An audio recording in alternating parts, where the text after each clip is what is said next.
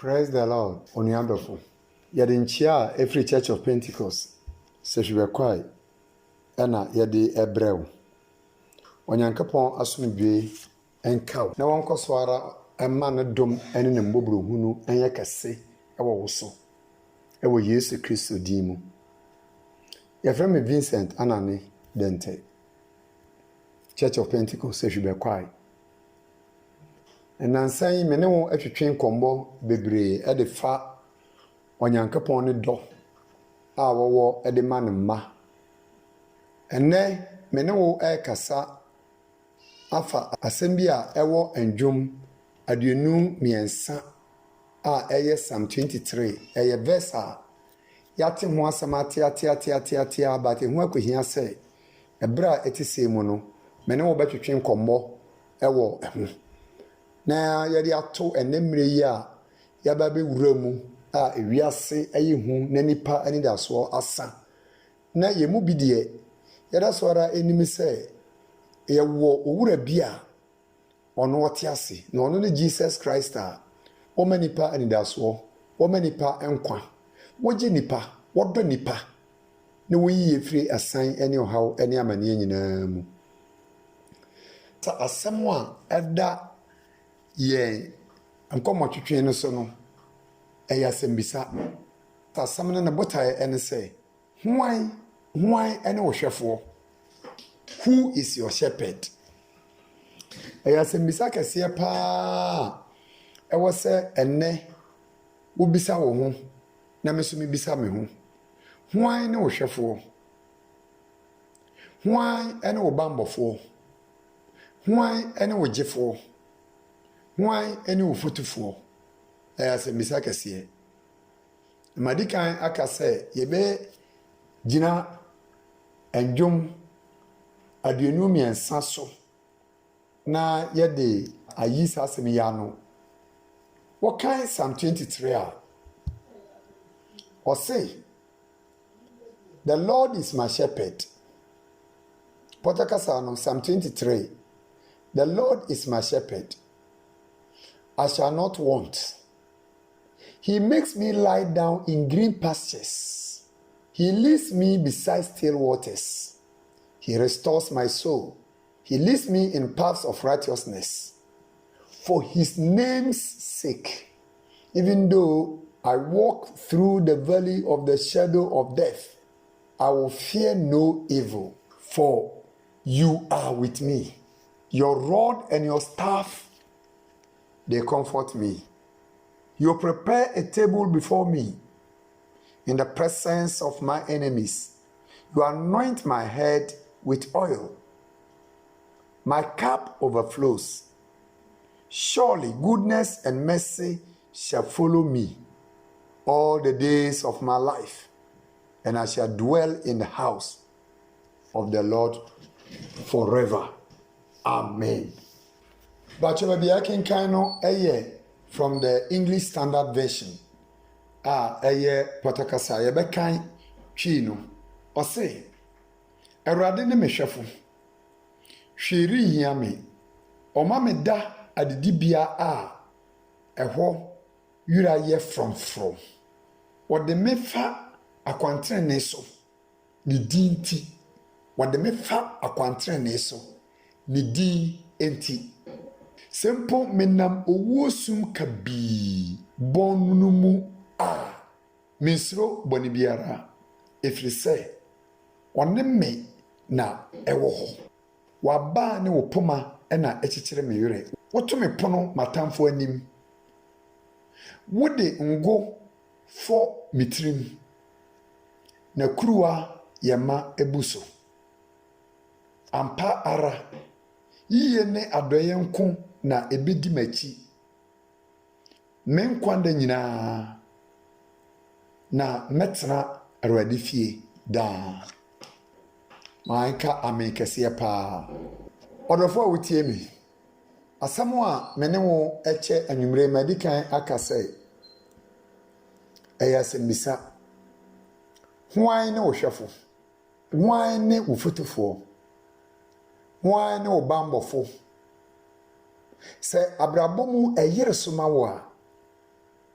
menu adofo hwan ho ene wutu America eko se wadwuma enko yi a hwan ho ene wutu America eko se o how bi eba anase obi ehunahuna anase wosom adayeboni bi hwan ho ene wutu America eko se bre yi a ye nyina ya te se owo yare atia si wiase na ekunipa na obi anim de ono be next se a ye kese yi hwan ho ene watu America akọ anase he ena waye wadwen se wo de ese yere so a wo bekọ na bia waye wadwen se wo bekọ no bisa wo ho se enkwa e wo ho ana owura bi tina asase so a wo ye obi ana wodi mu pa na adwuma ba ko a wo ye wo asase so na ye nimi no e wo ho no wo de ho asem akasa na se nipa yi oni David onye David adwuma ba ko a wo ye wo asase so pa ne se na wo ye odwanhwefo David na wo ye odwanhwefo na ono ankasa no experience a wonya ye wo enwanhwe mu na wonimi die odwanhweni anase odwanhwefo wo ye de manu nwan na wo de toto de anyametimi ye e wo nipa na brabo mu no wo twanitia e de to dwom sei Erade ene memehwefo odwanhwefo a ono wo hwe nwan so a ono na timi abeduru point bi a wahu sei adwuma yi amaye ye wo bi a wonim adwuma ne ye a edimu che memede na mu metimi ade a meme experience no ade atoto de wo na mama na ama wiase nyina na hu sei saa nyankepon yi no kwasem ni wo ye odwanhwefo David a wo ye odwanhwefo a wohwe nwan so ese onyankopon na ye nihwefo Awurade ne mehwefo anka ne mayanka mfansi so sei menu adofo a wo ye humanimfo menu adofo a wo ye odefo menu adofo a wo ye osrani menu adofo a wo ye okuani menu adofo a wo ye agya anase ena ede ma wo fie ni wabusia no anka hu sei sa gina bia ye wo gina nyina ne ye wo otitiri bi ye wo opiemu bi a ono no enim sa gina bia ni mu ade ye echen ho anka e wo sa wo kase anka wo se doctor ni bia na no na wo kase Erade ene me doctor anka wo se bia ti se mu no lawyer ni be bia na no na wo kase Erade ene me lawyer Sabri yanka asrafo bebie na ni anaso osrani bebie na no no aka se Erade ene mesrafo saa ne David aye dwanhwefo a wo beduru ba bia ono ankasa gie atum se Erade ne mehwefo adie ene wahu wanyame ho a ama watimi akasa asemi ni edikan a David hu wanyame ho a mesusi se ama watimi aka asemo etise ne se wojitu mu preko pese onyankopon enimi no David jitu mu preko pese onyankopon enimi no God knows him esan say odwanhwefo papa biera no enimi no nwan ene ni nwan so enimi no eti Yesu twa ne tia ka say minimi nwan na menwan so etie mene Minu adofo amene wo kasa enne ye bisa wo asem sabri yi a wuti wa wutie ye yi eti wunim nyankopon na se wunim nyankopon ade na esese wo ye onwan a omunim omudwanhwefo no omudi nachi odwan biara wonim ne dwanhwefo no wodi nachi so obi foforo ba na opese oni nwan nante a omunni nachi esanse omuhu ne se woye hoho omuhu ne se omunnim no omuhu ne se wonya wonbonimi a obedi eti wo frɛ mo a omma eti ne se wonim nyame se wo pese nyame eye wodwanhwefo a e wo se wote ase se nyame e wo se wodi nachi ne ono no ye nyame ni dwan no wodi nyame achi he knows God and God also knows him or her wonim nyankopon na nyankopon so enimi no nti David hwe saade ne wahu se no kwasem trodo se nyame enimi no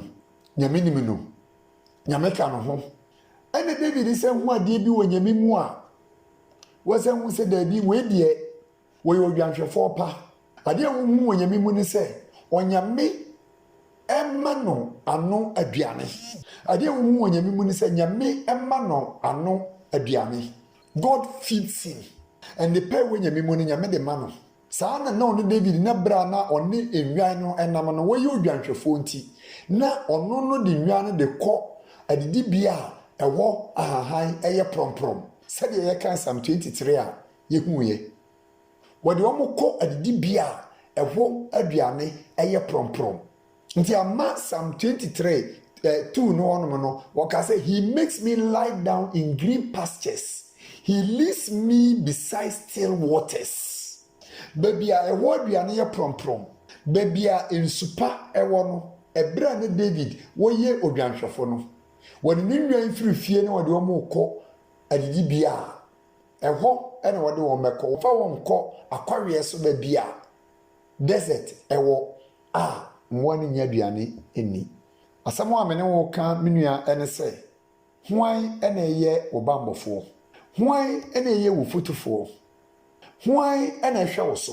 asɛm a aba ɛne ne ɛkɔ so ɛne nsɛm ahodoɔ bi a coronavirus kramba yɛ na abadada ɛha wadwen wɔ abrabɔ mu adwuma mu asɛm awareɛ mu asɛm ɛmantetie mu asɛm sikasɛm ɛne mu ne ade sɛ ɛyɛ a ɛyere so wɔ abrabɔ mu a ɛhi ɛna wodwane kɔ hwan hɔ ɛna wodwane kɔ ɛtina ma ɛnɛ yɛgyina Psalm 23 so ebisa wɔ sɛ hwan ɛna ɛyɛ wo bambɔfoɔ hwan ɛna ɛyɛ wo fotufoɔ ɛyɛ yerɛ wo sɛ bebree sɛ yareɛ yi ba yɛ na yɛtete na amanfoɔ keka sɛ ebinom de ahyɛ wɔn adwene mu sɛ wɔnom nsa a yareɛ no ntumi nkyɛw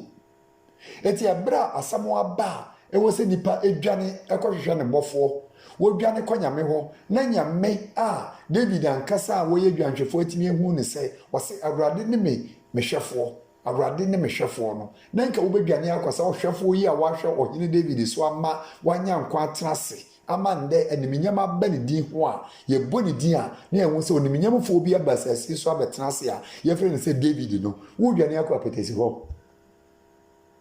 wodwane akɔ nsaweɛ ho ebi a na wonim ɛtie ntimi mblemu ba mpɛ me ma wote aseɛ ɛnnɛ sɛ ɛhɔ no ɛmmoa wo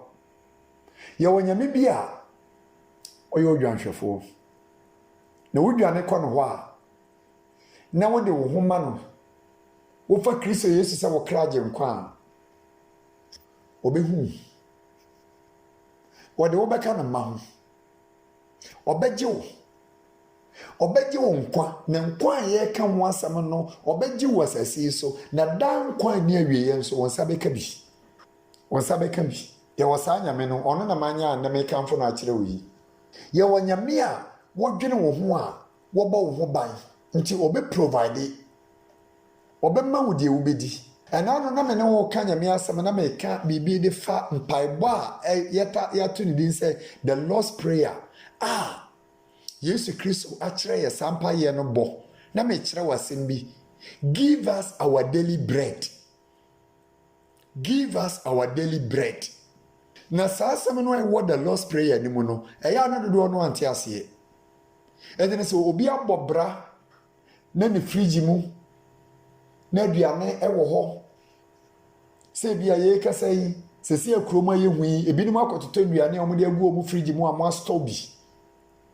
ɛtena sɛ wɔbɔ mpaeɛ a nyade a wɔbɔ saa mpaeɛ na aka sɛ Lord give me my daily bread because onim sɛ aduane obɛdi deɛ wɔwɔ bi a abu so koraa ayɛnya nte saa asɛm no ase yie hwɛ onua dɔfo obi ɛwɔ saa aduane nyinaa ɛnso sɛdeɛ ɛbɛyɛ a ne nsa kora bɛtumi akɔ n'ano bɛtumi ayɛ aduane no kora di no baabi a wɔda no ɛden obi wɔ saa aduane nyinaa nanso wawu agya aduane no hɔ nea wanoa kora de asi hɔ nom sɛ ɔkyena mesɔre a na madi no ne nkwa ɛso tumi twa prɛko pɛ a wɔntumi ntena ase ma ɔkyena kora ndura ma wɔndidi nti for God to give you your daily bread no also means sɛ nyame ama wo nkwa a wɔde bɛtena asase yi so nyame ama wo nkwa a wɔde bɛtena asase yi so Nene na ma David tira se wo hu sanse me nyina hu se Onyankopon ye ne dwanhwefo because ebra on David no wo hwe nwan so no eda biera da dwanhwere biera mu ebre biera mu sima biera mu se wo kase se odwan ene meyi aku no na me de ye aduane a odwan no ni ano odwan no woni ano wo de nwan nyina ye ne dia ne wo pa bia wotimi yikum e de ye aduane di sɛdeɛ saa bere yi a yɛnka bi nhyɛ mu afei hyɛ aseɛ hwɛ atenare a wayɛ afei hyɛ aseɛ hwɛ forecast a wayɛ afei hyɛ aseɛ hwɛ budget a wayɛ afei hyɛ aseɛ hwɛ nneɛma wodoɔ a wode asi w'ani so sɛ wobɛyɛ a yɛnka bi nhyɛ mu a odwanhwɛfoɔ no adwuma wura no ewiase wura no na ewiase nyinaa yɛ ne dea ɔno na ewiase hyɛ ne nsa wote si mu no plans ne nyinaa sɛe the David didn't say more to say nyina ho a wo twa ne tia say the Lord is my shepherd wa hu nyame a ono David no ye ohene de nanso wo hu ne ho say wo wo sa ohene yinsam wo wo sa dwanhwefo yinsam emi tie news a man hu number of medical doctors a ewu oyitini ne adan kuro no a omo pre age amanfo nkwa tina ma me ka kire wo say anka manimbre mu say ebra wumpo wo medical doctor ebra mpo wo lawyer ebra mpo wo peni bi wadwuma mu no saka ne say the Lord is my doctor saka ne say the Lord is my advocate saka ne say the Lord is my judge saka ne say the Lord is my transport owner saka ne say the Lord is my landlord brakronso ana wankasa no pra wo landlord because ono na wo ma wo kwan say da woda animu a ene wobetimi ada ono ene o ma wo kwan sei didi a ene wobedidi me ne adofo asema me ne wo ka nyina kwakwesi ne se me pesa me twi wadwi ndi siso sei wo wura me pesa me twi wadwi ndi siso sei wo wura me pesa me twi wadwi ndi siso sei ewiase wo wura me pesa me twi wadwi ndi siso sei obi na wo boa wa na wobetimi atutu anamo no no se na ebetimi ama watutu anamo asi yiye ane na me pesa me twi wadwi ndi siso Anything I'm among Psalm 23 and na many would didn't couple. And I make Kai Wadwin say, Nipper no what trust Psalm 23 what to Sagumano. On one Cassani, you drank for, but was a bompa, yes, say, a radin me drank for. A radin me shuffle. Nature say, on a net me who say, experience our what if you didn't be any no, ye will obia, was so tenua, we yan a bambo. No bet me I am so between Janso, but on one Cassani went to mention Hosso. Eti de wobetimi aya no de wo ye no but eba wan kasa no won kwa ene wasetena ene wa brabo de age se wo de hye kase bi nsa na sa kase no one otwede ampo nyankapon otumfo nyankapon ene yese hu se David sa kai se ebra wo hwe enwan so no ono David ni timi bom wa no ban ma se emwa boni bi ewo ba bi na se nwan ni bi be yodwamprewa bi na watumika kwa kotosa amu abode na anumu a ono David no eyo dwanhwefo no watumika omo eba eyi omo free emoa no ho kosi kra say ya kenken kra hu say se ebo aboni bi ebeche ne nwan a ono David ni timi defende enwan no emma aboa no okuno sasa na tie de a ene de na ono David na timi hu say ni amma watimi anya nkwa na wode bɔ na bra dia ma watimi anya nkwa ewo Saul a nanka wotu no sesa ensem nia ma watimi anya nkwa ewo na ba Absalom na wotu no sesa ensem nia ma wafa hawo ni amane ni ateti bebre mu a ama watimi anya nkwa wote ase no owura bi na abɔ ne ho ban ni nwanhwefo experience na de antimi anje no owura bi na abɔ ne ho ban na so owura no ono ne nyankapon nse sana tie dia ene de na arade ene mehwefo na enu na yetwe wadwen de asiso ababesiso ene da yi sei David da wahu se arade ne mehwefo nsinti no emma wo bre ne ho ase because watimi ahu se enye na experience ene de ne nam enti se mene wo mienu ya adwen ni David ya adwen a ebemma ye bebre ye ho ase mom e de ahye nyame aso mbre na ase esan se mehu se ono na tutuma na mo si yi nyame a wagi David enwan e de afri pataku anum saa nyame yi betimi agye ya free coronavirus nsam na so gese wo hu nyame yi hwan ene wo fotofo hwan ene wo bambofo hwan ene wo gifo Yesu Kristo describe ne ho say I am the good shepherd mene odwanhwefo papa no mene odwanhwefo papa no saa ne Yesu waka kire I am the good shepherd mene odwanhwefo papa no odwanhwefo papa no woni mini nwan ene ne nwan so omutie ne odwanhwefo papa no babia ne nwan bekọ no wonim na ye no be connect ne David kan say he leads me through the shadow of death owu amana ene shadow of death ene hange ewiase konso yi coronavirus ya de ye shadow of death owu amana ene hange ewiase konso yi ayi na obedwane akọ mini adofo wotie me se nyanya me ho enye Yesu ho ene obedwane akọ amana agyew the good shepherd ana obegyew na wabọ wo ban edi afiri saa owuo sunsumi ho a ayi na obedwane akọ ene coronavirus yatimi aba ama ene asikafo ne ahiafo nyina ye baako atetre ne nketewa nyina na ye baako ye nyina wo the same level na nka Africa ha anka yare ba obinya sore na woda sore na se ne tibi pai no a wanya akọ twa ticket wo kwa aburuchire na wakosa no ho yare ene aburuchire no owuo na akofiri ho no mo a wo kumu ba no aburuchire no yare akofiri ho no ma wo chi nipa ba no eti no yanya ne ntie se yenuanu mu bi omwo aburuchire no omu de America eba Africa because omo hu sa ha ejo eti na fe de wonsa nte se yese minister yi wonsa nte se yese oskani yese ne ho dodo nti wo kwa aburuchire obiara na fe de ye doctor ye hospitals ne ade wo ha no obiara na nyamugidie se aha ye tena hanma ye benya nkwa hwe nipa na nya ye mbobo yi nipa na nya ye mbobo yi nipa na nya ye mbobo yi sesi American Facebook ene obi ka say oni de sese de ekoso nkran de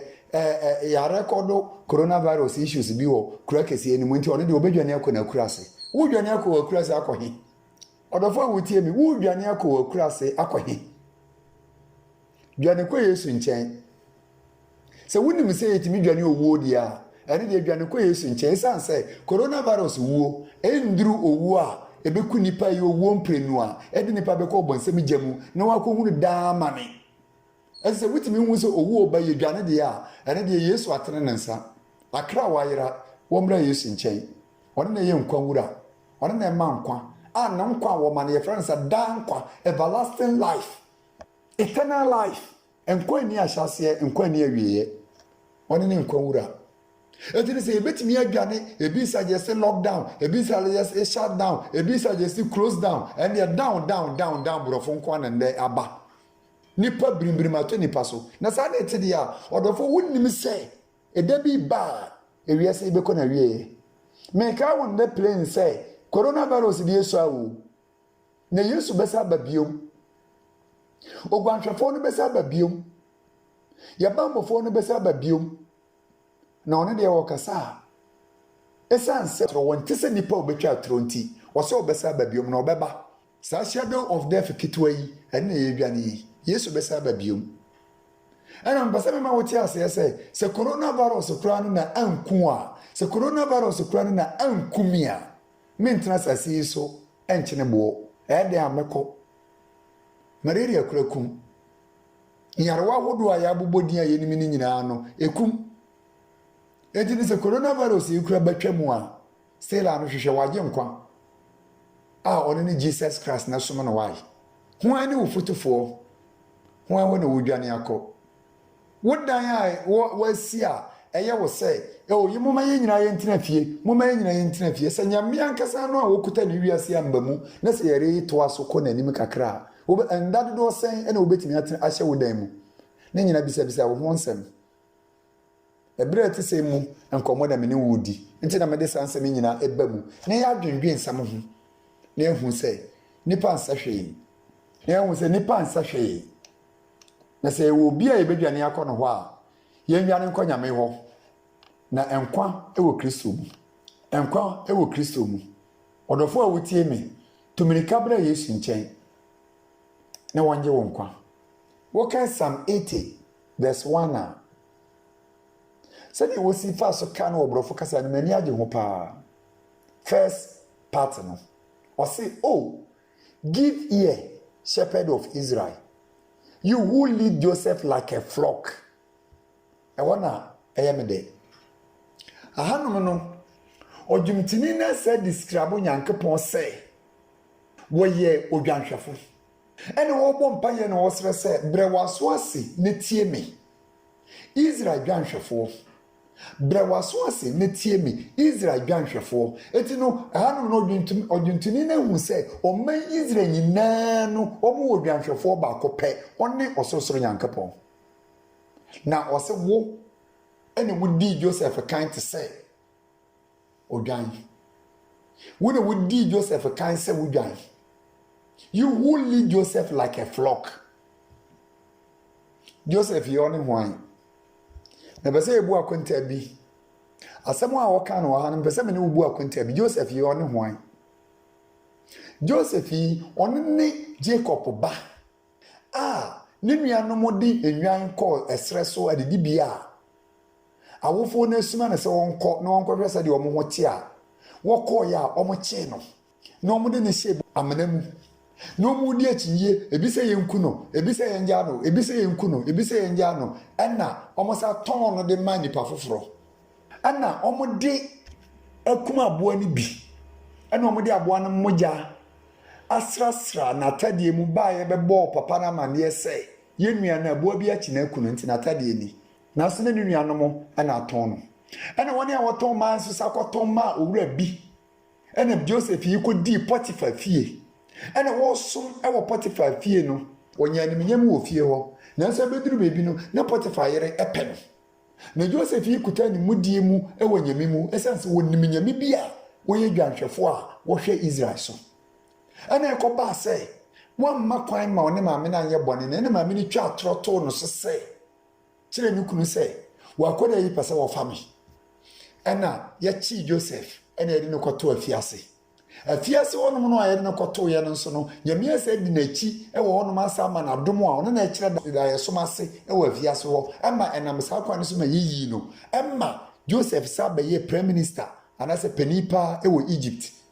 a ɔman no aduane nyinaa da n'aba mu eti no na ɛberɛ a mebɛka Psalm 81 yi no ɛno no na mma yɛtumi ahu sɛ sɛdeɛ mmaa yɛ a ama Joseph tumi nya adom atamfo hyehyɛ ɔmo ntumi anku no yɛde no akɔ yɛatwa atorɔto no so wɔne nyinaa no yɛpɛ sɛ wɔyɛ bɔne wɔanyɛ bɔne yɛatwa atorɔto no so wɔakɔpie prison hɔ nyame ahyɛ n'animnyam wɔapie firi prison hɔ aba bɛyɛ panin wɔ ɔman no mu ɔwowo a wɔyɛ panin wɔ obi ne man so no nyinaa no sɛ na Joseph yi Onyankopɔn di n'akyi a Onyankopɔn ne hwɛfoɔ ɛno na Psalm 81 na bɛka sɛ oh give ear shepherd of Israel you who lead Joseph like a flock na kyerɛ sɛ nyame a ne wɔdi Joseph akyi no ɛno no na ma Joseph nuanom antumi anku no Joseph atamfo antumi anku no atorɔ mu atwa ato no so no yɛde no akɔto prison ne nyinaa no aba bɛyɛ animnyam ɔdɔfo a wotie me lessons bɛn ɛna wosua de afiri saa deɛ wei mu sɛ wosua biribi afiri mu deɛ ɛne na mepɛ sɛ mema wote aseɛ sɛ amane a wonam mu ɔhaw a wonam mu wei a wotwa atorɔto wo so ne anim ne yɛka fa wo ho wei ne a wɔyɛ ne nea wɔyɛ nyinaa sɛ wode wo ho bɛto saa Joseph Nyankopɔn yi so wode wo ho bɛto saa Nyankopɔn yi so a yɛyɛ Nyankopɔn yi so a mepɛ sɛ mema wote aseɛ sɛ ɔbɛyi wo afiri ɔhaw ne amaneɛ mu ɔbɛyɛ dwanhwɛfoɔ de ama wo ɔbɛyɛ ɔhwɛfoɔ de ama wo ɔbɛyɛ futufoɔ de ama wo ɔbɛyɛ ɔgyefoɔ de ama wo na ɔbɛyi wo afiri amaneɛ mu ɔse oh give ear shepherd of Israel you who lead Joseph like a flock na kyerɛ sɛ Joseph animnyam na yɛka ho asɛm a ɛnsɛ sɛ yɛka no te sɛ Joseph no wɔyɛ obi a ɔno ankasa na ɛwɔ ahoɔden a watumi abɔ ne ho ban ɛwɔ berɛ a ne nuanom mpokura no ahyia sɛ ɔmmɛku no atamfo ahyia sɛ ɔmmɛku no ɛnyɛ ɔno na abɔ ne ho ban ɛnnɛ Psalm 81 ama yɛahu sɛ Onyankopɔn ne wɔdi n'anim kan sɛ ne hwɛfoɔ kyerɛ ma David bɛka sɛ Awurade ne mehwɛfoɔ hwee ɛrenhia me. David a wɔkasa Awurade ne mehwɛfoɔ hwee ɛrenhia me nyinaa no na wɔnam nsɔhwɛ mu wɔnam amanneɛ mu but watumi ahunu sɛ deɛ obɛtumi agye no ɛyɛ Onyankopɔn. Bisa wasɛm biom. Hwan ɛne wo hwɛfoɔ? Hwan ɛne wo gyefoɔ? Hwan ɛne wo bambɔfoɔ? Me nua adɔfoɔ a wotie me.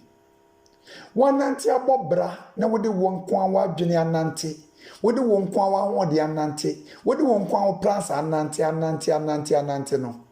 Wahu deɛ ɛwie o. Wahu deɛ ɛkɔ so. Wahu sɛdeɛ wadwene nyinaa atoto. Ɛnɛ Yesu to nsa frɛ wo. Bra Yesu nkyɛn. Bra Yesu nkyɛn. Enti na ɔdwuntini no Psalm 79 verse 13 wɔkasa bi wɔ hɔ na asa yɛ dɛ. Wɔkasa bi wɔ hɔ yɛ dɛ paa. Wɔse, so we your people and the sheep of your pasture will give thanks to you forever. To all generations we will tell of your praise. So we your people and the sheep of your pasture will give thanks to you forever. To all generations we will tell of your praise. Hallelujah. Entene ye unkrofo. Ye ni a ye wunwan no. Ye di aseda ebe ma wo efri a want to atoaso so ekọ a want to atoaso so. Na ebe to ayeyi ndwom ama. We are mama kai team bako a afi ye di ye adwuma se Church of Pentecost asori yi mu. Ephesians chapter 3 verse 21. Efeso for homa tremiensa nchichemu aduonu baako. Ose ono ena animinyam enka no ewo asafunu mu efiri emresantene ekọ emresantene mu ene woka say amen. Ono ena animinyam enka no ewo asafunu mu efiri emresantene ekọ emresantene mu ene wo say amen. Entena kyerɛ sɛ woni a wonim nyame ne wagye nyame adi wagye na di ne wonim sɛ Nyankopɔn ena yɛ wɔn dwanhwɛfoɔ no. Nyankopɔn na yɛ wɔn hwɛfoɔ, Nyankopɔn na yɛ wɔn bambɔfoɔ no. Da biara da wɔbɔ wɔn ho mmɔden sɛ wɔbɛbɔ wɔn bra sɛdeɛ ɛbɛyɛ a ɛbɛyɛ nimnyam hyɛ ɛde ama otumfoɔ Nyankopɔn. Na mbese me bisa wo sɛ woyɛ sa wɔkasaafoɔ no ho ana? Woyɛ obi a wɔabrabɔ wɔkasa wosuban ene wonde ehye nyame animnyam ana sanne ente saade a ane de yeto nsa frɛw ye woni pa bebiri amokɔ asɔre nanso no wona abrabɔ enhye nyame animnyam but na me pese me ma wote ase sɛ wankasa no a wote wonom no woni padua no ne asɔre no hwɛ ebi ne sɛ coronavirus aba ya toto nsɔre dan mu but ya se preko pese ye betimi ato asɔre dan mu. Yebetimi ashati the whole nation down. Yebetimi ato company wo business baby a wo ye adwuma nyina no yebetimi akrosu yebekase ma mumma adwuma. But wo ni padua no na ye Onyankopɔn na asɔre dan. Na eno de obi antimi ntum. Etina se ba ne se wa brabɔ wa dwene se de wo ye wade enhye nyame animnyam a. Ene na kyerɛ se wo nso wo ni padua na ye the temple of God no you have closed it from God. And if you close it from God, how will he indwell you? Say no be no watena wo mu. Onu adofo a wotie me. Ene dey bie wo ho ai. Bie hu na ma wa bra bon so Nyankopɔn ani. Bie hu na ma wa bra bon so Nyankopɔn ani. Wokan Psalm 100 verse 3 a wokasemi wo na sa ye de biom. Mene wo ka asamo a ekere se ye Onyankopɔn nwan ene ono ye odwanhwefo etina ma ye quote sa quotations nyina or say know that the Lord himself is God. Know that the Lord himself is God. E was so tie ase ne hu se Onyankopɔn nyame. Oh hallelujah. It is he who has made us. It is he who has made us and not we ourselves. Hallelujah. Me gidi sasa asemi de wa wanya ate ase dada ye koso sese saa bere yi mu no wo kura wanya ate ase dada wo se wo te ase se onyankopon eye nyankopon na ono na wo boye na enye na ya boye ho coronavirus yi kura nya ma wate ase dada anya ma wate ase dada woni a wo dwa wanum woni a wo ti sei ene ye be sei ene ye ti sei ya ye bomb ya ye wei ya ye super power ya ye sei ye technology ene mu ni ade nyina no wei koteshi yi kura wate ase kura dada ene nipa nyina ya mbobo se de me di kan ye no akra wo be hu se we asore me ko hu me doctor wa America kakra wo be hu se we asore me ko hu me doctor wa London and then London for American for nim crack amaya kese no a obi adwani fi Africa so okosa no ho yare no e wona yare asi wo no mo a e bobo ba ye mbom ye ho enti for now ne de nyame anya di afofie ye bompa ye se nyame be ma yare na atwa na wiase nyina ho ntowo ba se sei no ahontowo ha kra chen ho nipa nya ye mbobo etina se ojuntini ne ka se know that the Lord himself is God. It is he who has made us and not we ourselves. We are his people and the sheep of his pasture. And the sheep of his pasture.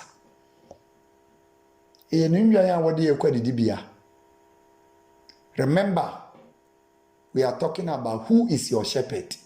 who is your counselor, who is your protector. Why any ye wo hwefo? Why na ye wo futufo? Why na ye wo bambofo? Nti yenya kasa why na ye wo hwefo de na David say awrade ne mehwefo de a ene na te ase say o say we are his people and the sheep of his pasture. Menu ya wotie me ene anka fa homa Kristo sa odwanhwefo yi sa ohwefo yi sa ogifo yi anka ne fa homa na wai sa samato wa ho awo na odwane ko me de madwane abeto Yesu me ne me mma ne mabusia nyina ya dwane abeto Yesu ene ntina ma wo kan Acts chapter 16 verse 31 now. Paul wakachire jailer na say Jeruade Yesu Kristo di woni ofiefo nyina na obeje mo nkwa meni adofo awutie me Yesu Kristo di woni ofiefo nyina na nkwa ebeye wodia hwan wona wode wo mba na adwane akotoa hwan na wode wagusia adwane akotoa ebra yet etise a emu odin emma obi hunahuna wo say ensese wo so nyame emo bi ndadawo ebire yi mu ene wo se wo hwehwe nyame wai ebire yi mu ene wo se wo hwehwe nyame wai enti se wai wa dwen se wo so bedwane abeto Yesu se de madwane abeto Yesu yi a ende de mi kan kadi machi ende dai me fa Yesu Kristo se me kra age nkwa me boni nti ene wo bewuye na wo sore ema me bimbuo me ne be nante me nkwanda nyina nti Awurade boa me amen so wabo sampa ye di machidi a ene ya mene won so e bompa ye sabre yi de amaya kase sa America no mani adekra na declare say wo mon krofo bompa ye na de babia duru no edi eti no ye bompa ye ama wa kasa se ne ye di achi ye sa bompa ye nso ama ewiase ene ye nyina otumfo nyankopon ya da wase ye nua ye a why na adwen say obedwane abetoa wo because we are abandoned wonne nkwanwura woni odwanhwefo papa no David adwane abetoa wo hunu de watimi aye wona brabo mu ama na aka say Awurade ne mehwefo etene onua yi dwane abetoa sanse wo penkwa ewo mu ende pai wo mu a wode manipa no wo gibi Awurade hunu mbobo na ka no ho saa me de wiase amanyina ahya wo nsa ye bompa ye ede health services awodo Ghana Health Service ewiase health workers nyina ye de hye wonsa Awurade je won ma ye wai na omo na omo gina tweno no na no a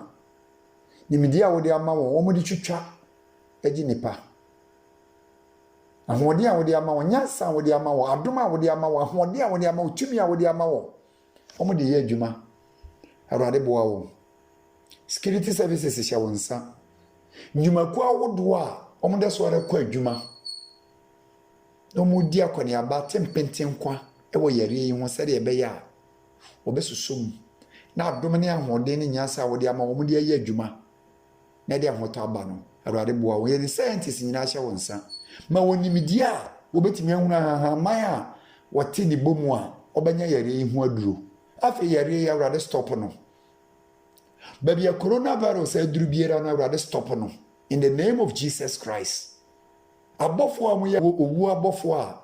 omukuta nkrante a wogina ho a wotwitwa ba no awrade babia waduru bia ma wonfa seka ne nhyɛ bohan mu na nipa nya no ho na nipa nya hoto stop yare yi o Yesu Kristo dimo stop it in the name of Jesus Christ stop it me bompa yesrew se awrade emma afi yesan emma wo ma na de wasore hye wonsa kosora di hini wo wasore mu ya sore mpenifo nyina hye wonsa me de chairman executive council eni mpenifo awodo nyina me de hye wonsa awrade ye bra mu odin mu na yewi na so wo eni ye ni daso woni ye ni daso ampa woni ye dwanhwefo ampa woni ye bambofo ampa woni ye gifo ampa woni ye futufo nso ampa wonderful counselor bra mu maye yara wase woduminti afi odofo ba bia wo bi aka amen kase pa amen. Church of Pentecost se hwiba kwai ene de nyame asemi